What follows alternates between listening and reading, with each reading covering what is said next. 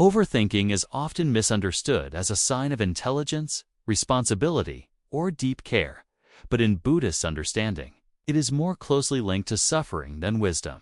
The mind believes that by constantly analyzing, replaying, and anticipating, it is protecting us from pain or failure. In reality, this endless mental activity usually creates more tension, anxiety, and exhaustion. The Buddha taught that suffering arises when the mind clings to thoughts as if they are facts, identities, or threats that must be solved immediately. Overthinking keeps us trapped in this cycle. When the mind is caught in excessive thinking, it is rarely present. It lives in memories that cannot be changed or futures that may never arrive. This separation from the present moment becomes a subtle form of suffering because peace only exists now. Overthinking convinces us that if we think long enough, we will reach certainty, but life itself is uncertain by nature. No amount of mental effort can eliminate that truth. From a Buddhist perspective, clarity does not come from more thinking, but from seeing thoughts as temporary events, not absolute truths. When we recognize overthinking as a source of suffering, rather than intelligence, we stop feeding it with our attention. This understanding is not meant to criticize the mind, but to free it. The moment we see overthinking clearly, it begins to loosen its hold, creating space for calm, insight, and inner peace. The mind has a natural tendency to drift away from the present moment and attach itself to the past or the future. In Buddhist teachings, this movement is seen as a major cause of inner unrest. When the mind clings to the past, it replays regrets, mistakes, and old wounds, often with the illusion that reliving them will bring understanding or closure. When it rushes toward the future, it creates worries, expectations, and fears, imagining problems that may never happen. In both cases, the mind abandons the only place where peace can be found. This constant wandering is not a flaw in your character. It is simply how the untrained mind operates. Buddhism teaches that the mind seeks control and certainty, and since the present moment cannot be controlled in the same way, the mind escapes into time. Yet the past is already gone, and the future has not arrived. Holding on to either is like trying to grasp smoke. By noticing this tendency without judgment, awareness begins to grow. Each time you gently bring attention back to the present, you weaken the habit of mental wandering. Over time, this practice reveals a simple truth.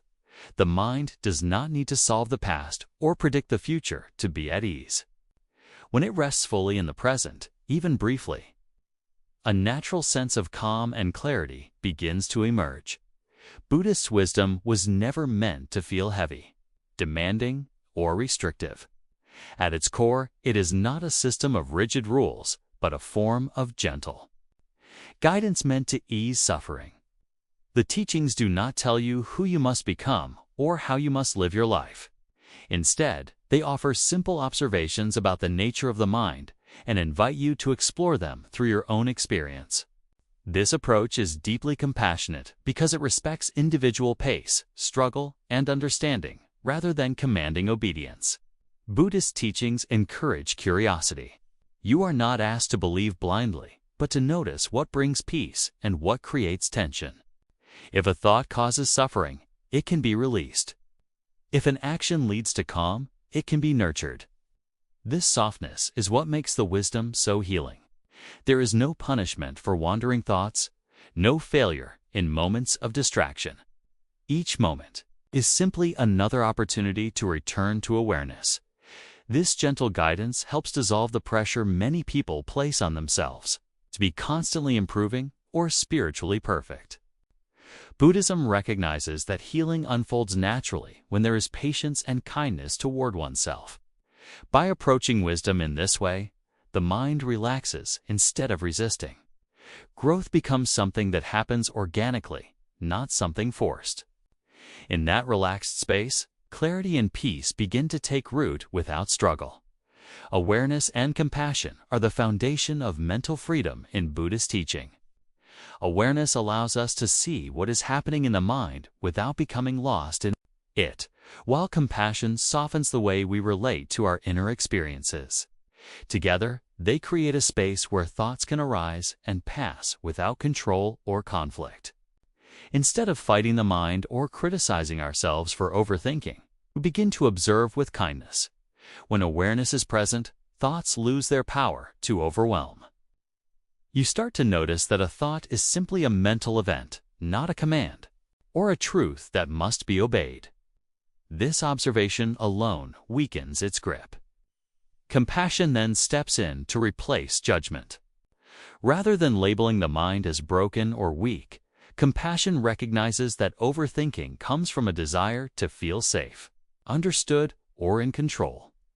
This combination is powerful because awareness without compassion can become cold, and compassion without awareness can become passive. Together, they lead to freedom. Each time you meet a restless thought with gentle attention instead of resistance, you retrain the mind. Slowly, the habit of overthinking loosens. Freedom does not come from silencing thoughts, but from no longer being ruled by them with awareness. And compassion, the mind learns that it can rest, and peace becomes a natural state rather than a distant goal.